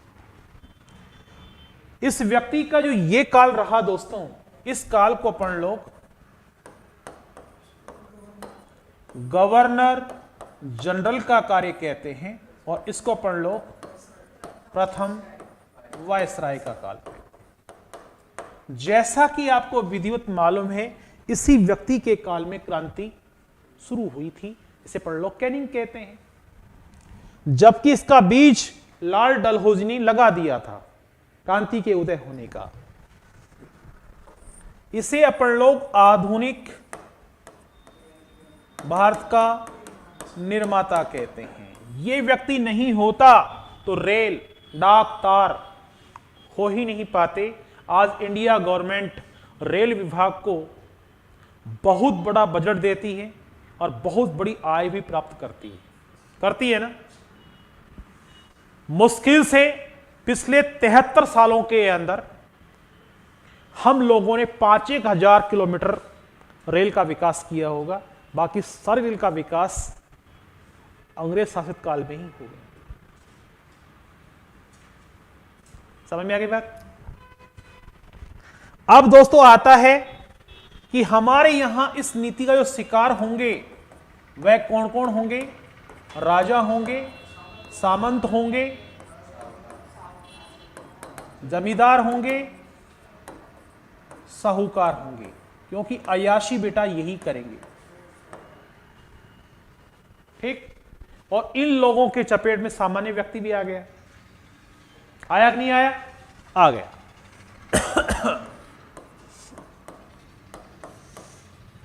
शिकार वर्ग। तो दोस्तों सबसे पहले अपन लोग शिकार वर्ग के अंदर अपन लोग पहले देश का मुआयना करेंगे। तो देश में सबसे पहले शिकार कौन सी आफत हुई बेटा? सतारा। और विरोध किसने किया? विरोध किया दोस्तों झांसी ने। खूब लड़ी मर्दानी वह तो झांसी वाली रानी थी। सबसे पहले इंकलाब इसी ने लाने काम किया। शिकार देश में कौन सा था? सतारा। तो दोस्तों अब बात करते हैं अपन लोग राज्य के बारे में। तो राज्य में कौन सी रियासत है भाई?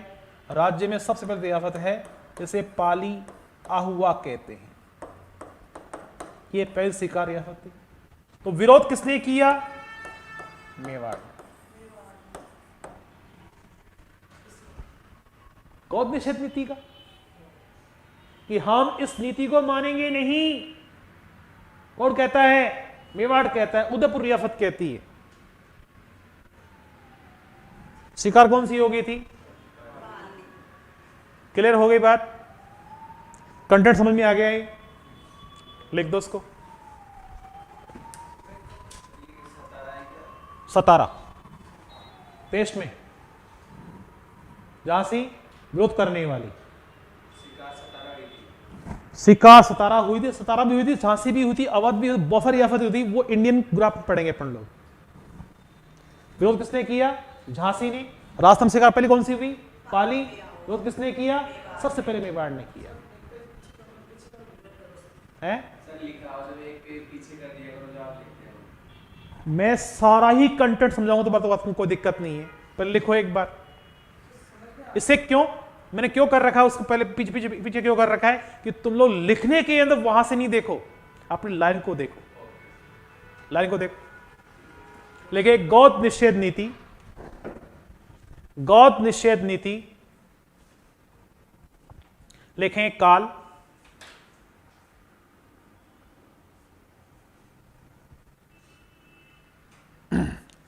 अठारह सौ 1848 से 1862 लिखें स्वरूप। गोद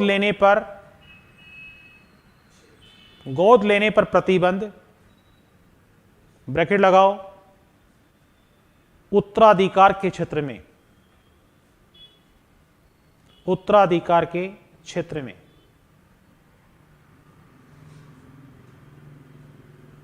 लिखें जनक Lord Dalhousie, Lord Dalhousie, bracket लगाओ, आधुनिक राष्ट्र भारत का निर्माता, आधुनिक भारत का निर्माता। लॉर्ड डलहौजी के नीचे लिखो काल, लिखो उसका काल। 1848 से 1856।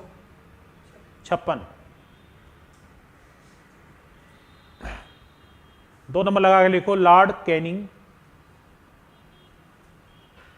Lord Canning.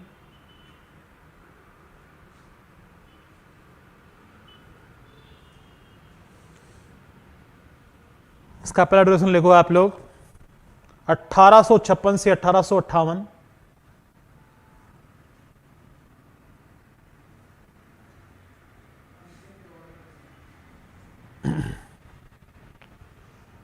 यहां लिखो अंतिम गवर्नर जनरल, इसके आगे लिख दो, इसके काल के आगे लिखो अंतिम गवर्नर जनरल, काल के आगे लिखो अंतिम गवर्नर जनरल। फिर सेकंड ड्यूरेशन लिखो आप लोग 1858 से 1862।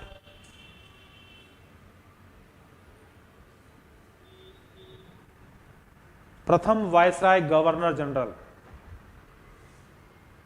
प्रथम वायसराय गवर्नर जनरल।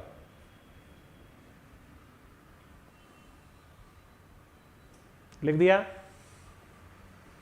पहले लिखें शिकार वर्ग नीति का, शिकार वर्ग नीति का एक क्रम में लिख दो आप लोग राजा,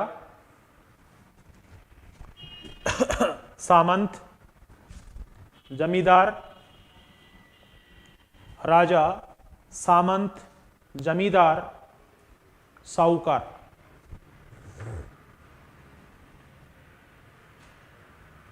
फिर लिखें शिकार रियासतें, अगली पंक्ति में लिखो शिकार रियासतें, शिकार रियासतें। नंबर 1 लगा लिखो देश में सतारा, लेकिन इसके जस्ट नहीं लिखो विरोध प्रथम झांसी ने, जहां देश लिखा है उसके पास ऐसी लाइन लगा लिखो राज्य, यहां पर राज्य। देश के जस्ट नीचे लिखो राज्य में, लिखें सतार, वो क्या बोलते हैं, आहुआ पाली, आहुआ पाली, और लिखें विरोध, मेवाड़, उदयपुर रियासत। सेपरेट लाइन छोड़ो और नोट लगा के लिखो।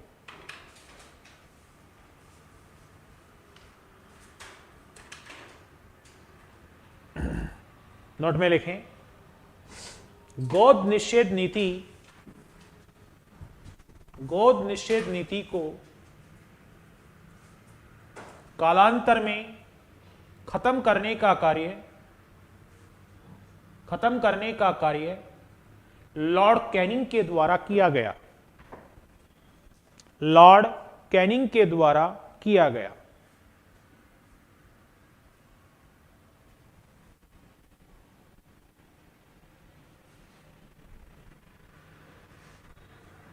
सुपर नोट लगा के लिखो इस प्रकार से, देखो अलग से लिखना इस प्रकार से, एसपी नोट। 1862 ईस्वी में देश के क्रांतिकारियों का नेता,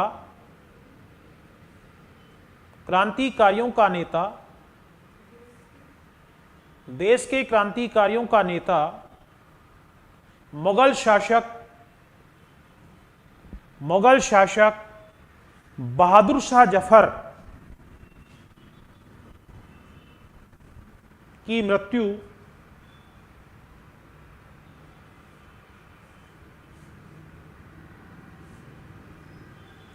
बर्मा रंगून में हुई, बर्मा रंगून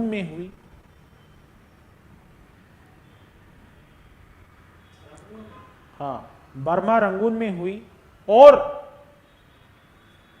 उसकी मृत्यु के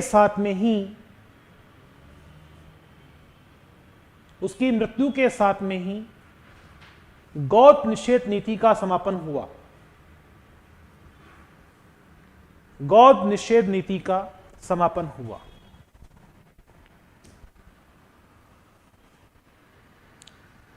यहां तक का कंटेंट समझ में आ गया? समझ में आ गया? अब मैंने अगर इसको ओपन कर दिया इस प्रकार से, तो आप लोग लिखते समय क्या करते, एक बार यहां देखते, फिर लिखते, फिर एक बार यहां देखते, फिर लिखते, लेकिन ऐसे ही करते हैं तुम लोग। आओ दोस्तों, तुम लोग एक बार अपन लोग सारी घटना को दोबारा रिवाइज कर देते हैं, कोई दिक्कत नहीं, ठीक है?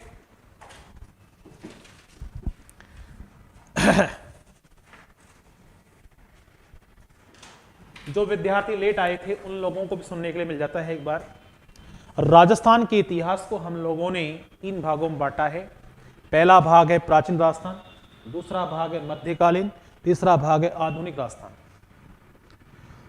इसमें 5 यूनिट हैं, इसमें 4 यूनिट हैं, और इसके अंदर 2 यूनिट हैं। आपको इसके 200 पन्नों का बनानी है। हमारे पास में 60 आवर इतिहास के लिए। कितने आवर? मचक के पढ़ेंगे, कोई दिक्कत नहीं। हर एक काम जो करेंगे ना अपन लोग, उसे प्री और मेंस की तरफ पढ़ देंगे, ठीक? सर्वाधिक पार्ट यहां से आता है आधुनिक राजस्थान से, और न्यूनतम पार्ट कहां से आता है? यहां से। 2 प्रश्न रहेंगे हर एग्जाम के अंदर, ठीक है? सबसे अधिक कहां से रहेंगे? यहां से, फिर यहां से। आपको 200 पन्नों का बनाना नहीं है।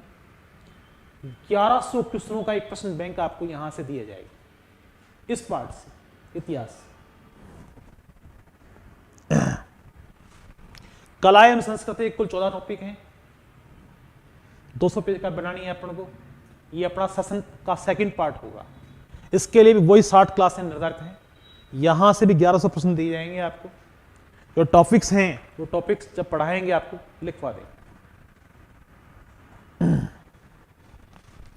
ये पाठ्यक्रम के आधुनिक राजस्थान के जो टॉपिक हैं, ये 5 महत्वपूर्ण टॉपिक हैं।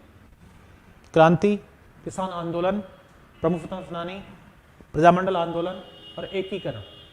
इस टॉपिक में ये कंटेंट भी आजकल हो जाता है, कौन कौन सा, पत्र पत्रिकाएं, संघ समितियां। लिखवा देंगे, कोई दिक्कत, लिखवा देंगे आपको, कोई दिक्कत नहीं है। छोड़ो एक मिनट, आगे देखो। हम लोगों टॉपिक यूनिट शुरू की।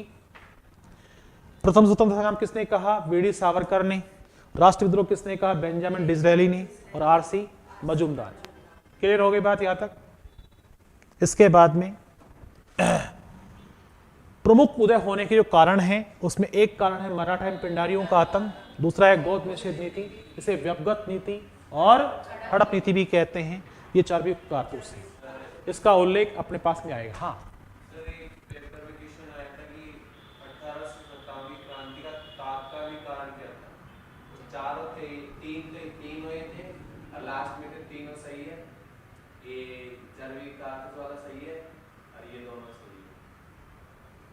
कल प्रश्न ले आना, ठीक है, प्रश्न की फोटो खींच लाना, कोई दिक्कत नहीं, ठीक है ना। सर्वयुक्त कारतूस ही प्रॉपर कारण है। तात्कालिक कारण एनफील्ड नाम की जो राइफल है ना, वो इसी कंटेंट को आधार देती है, ठीक है। हाँ, इसके बाद में अगला देखें आप लोग। समकालीन प्रशासक लॉर्ड वेलेस्ली जो था, इसे सहायक संधियों का क्या कहते हैं, प्रयोजनक कहते हैं। इसका ड्यूरेशन काल यहां से यहां तक का था। और दोस्तों, इस व्यक्ति ने देशी राजाओं के पास में अपना दूत भेजा। नाम क्या था, चार्ल्स मेटकाफ। ये व्यक्ति कहां आया, देशी राजाओं के पास में आया, समस्या से अवगत करवाया इस व्यक्ति ने अपन को, और सैनिक सहयोग का क्या किया, इसने वादा किया। और सैनिक सहयोग का वादा करने के साथ साथ ही उस व्यक्ति ने मांग रख ली कि मैं यहां पर सैनिक छावनियां खोलूंगा तो ही दूंगा सहयोग आपको। इस प्रस्ताव को सबसे पहले अलवर के बख्तियार सिंह ने और फिर भरतपुर के रणजीत सिंह ने। अल्फाबेट के माध्यम से ए और बी हैं। स्वीकार किसने किया, सैनिक छावनियां खोलने की बात की इसने। और अपने पास में सैनिक छावनियां बनी कितनी भाई, ये 6। कौन कौन सी, नसीराबाद, नीमच, एरनपुर, देवली, खैरवाड़ा और ब्यावर। बड़ी छावनी कौन सी है, नसीराबाद, यानी कितने हैं, 5000। छोटी कौन सी है, देवली, यानी कितने हैं, 5000। ये कौन सी है, बीलों की। ये कौन सी है, मेलमेड़ों की। छावनियां कितनी, 6। भाग कितने ले लिया, 4 ने। सबसे बड़ी कौन सी है, नसीराबाद। दोस्तों, इन लोगों ने भाग क्यों नहीं लिया, क्योंकि इनका भाषा का असंतुलन था और प्रशिक्षण का अभाव था।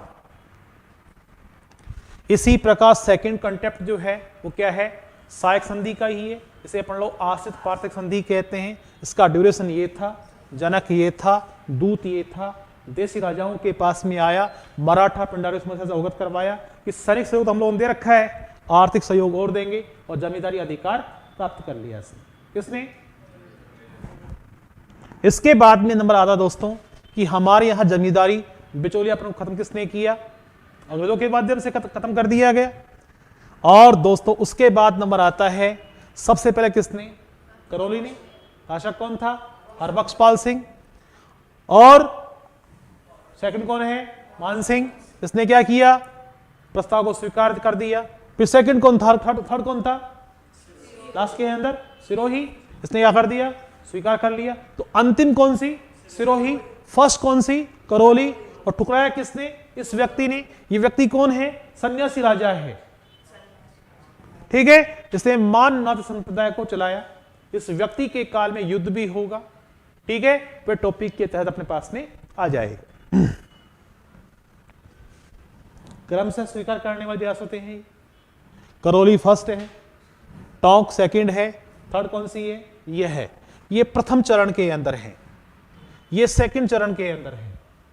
शासकों के नाम इनके सामने वर्णित हैं।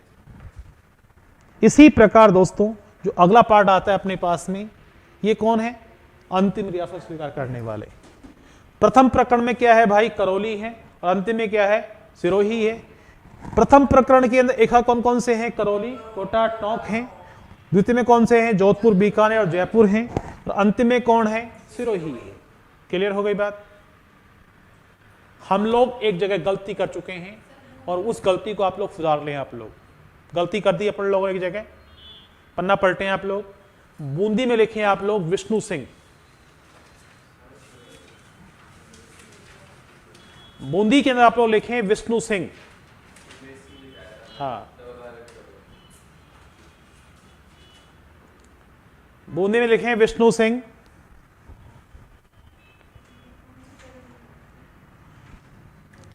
आप देखो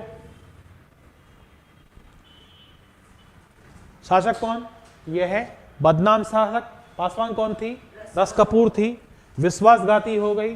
किस दुर्ग बंद किया गया, नारगढ़ में। उपनाम क्या है, सुदर्शनगढ़, मिठड़ी का किला। नाम क्या दिया इसको, जयपुर की मीरा। किसने कहा, मुंशी देव प्रसाद ने। ये आपको मालूम है। गौद निषेध नीति काल क्या है इसका, 1848 से 1862। जनक कौन था, लाल डलहौजी। ड्यूरेशन कब तक है इसका, 1848 से लेकर 1856 तक। इसे क्या कहते हैं, आधुनिक भारत का निर्माता कहते हैं। इसके कंसेप्ट को स्वीकार किसने किया, लॉर्ड कैनिंग ने। लॉर्ड कैनिंग का क्या रहा भाई, 1848 से लेकर 1856 तक और 1858 से लेकर 62 तक प्रथम वायसराय का काल। आप लोगों ने इसने क्या किया, इस नीति क्या बोलते हैं, व्यवगत नीति बोलते हैं और हड़प नीति भी कहते हैं। किसको, इस गौद निषेध नीति। स्वरूप क्या था, कंटेंट क्या था कि उत्तराधिकार के अभाव में उत्तराधिकारी गोद लेने पर प्रतिबंध था।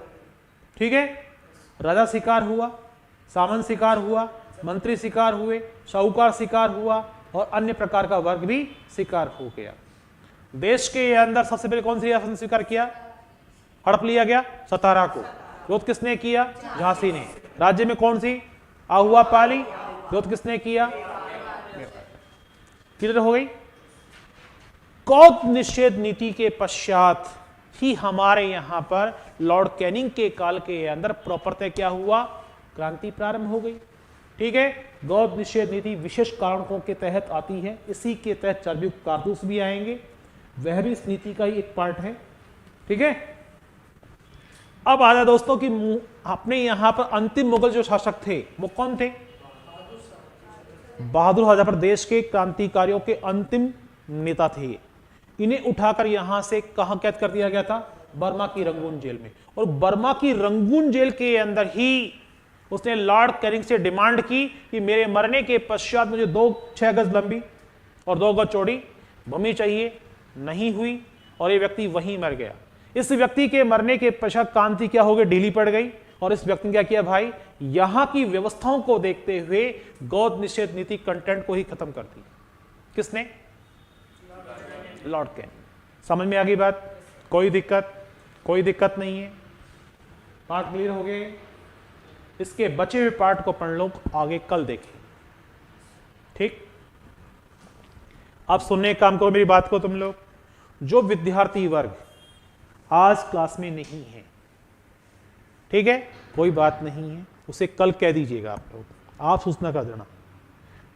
रोजाना क्लास सुबह 8 बजे से लेकर 10 बजे तक रहेगी। 60 घंटे क्लास इतिहास के लिए हैं, 60 घंटे क्लास कला एवं संस्कृति के लिए हैं। 120 घंटे में पढ़ लो, बहुत शानदार तरीके से अपने काम को करेंगे। फर्स्ट सेशन में मैं आपको पढ़ाऊंगा इतिहास और सेकंड सेशन पढ़ाऊंगा मैं आपको क्या, कला एवं संस्कृति। ठीक है, 1100 क्वेश्चन लिखकर तैयार करता हूं मैं आपको। पहले मैंने कितने दिए थे क्वेश्चन आपको, लगभग 500 के आसपास दिए थे, वो तो रहेंगे। उसके अलावा 2200 प्रश्नों का एक प्रश्न बैंक और तैयार कर दिया जाएगा आप लोगों के लिए।